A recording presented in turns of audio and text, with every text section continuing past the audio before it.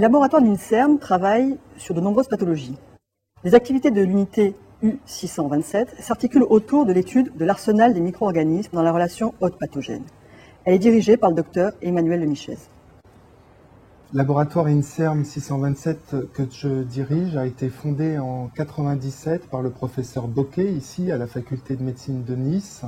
Ceci constitue donc un environnement extrêmement favorable pour conduire nos études en microbiologie cellulaire et médicale en étroite collaboration avec les médecins de l'hôpital. En effet, nous cherchons à comprendre comment fonctionne l'arsenal que fabriquent les bactéries, virus et parasites pathogènes pour l'homme. Et en retour, nos découvertes nous permettent d'élaborer de nouvelles stratégies de diagnostic ainsi que des nouveaux composés thérapeutiques, notamment en vaccinologie. Pour comprendre comment fonctionne l'arsenal des bactéries pathogènes, nous analysons leurs effets par des techniques de microscopie, en particulier microscopie confocale et vidéomicroscopie.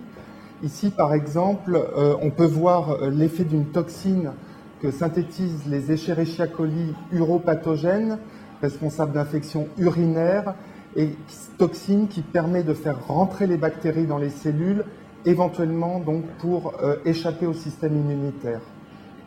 Notre travail de recherche consiste à produire et à purifier les toxines, puis en analyser les conséquences sur des cellules sans culture.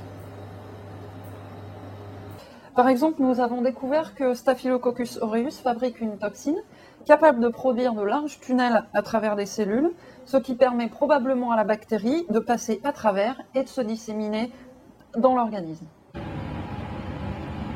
Nous avons découvert que certaines toxines bactériennes ont la capacité de manipuler le système immunitaire et nous utilisons ces propriétés pour développer et mettre au point de nouvelles préparations vaccinales offrant une meilleure protection et une protection plus rapide.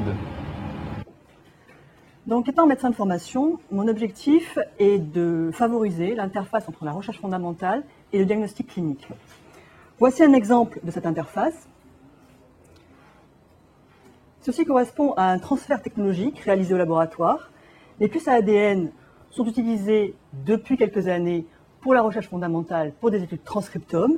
Et nous, ce que nous avons décidé de faire, c'est d'utiliser cette technologie de puces à ADN pour réaliser le diagnostic des papillomavirus à haut risque oncogénique dans les cancers du col de l'utérus.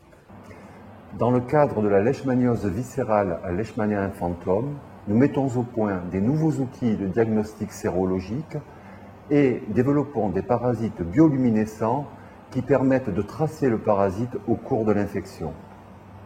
Notre équipe poursuit ses recherches pour comprendre les mécanismes moléculaires de l'infection pour agir plus vite avec de nouveaux traitements plus adaptés.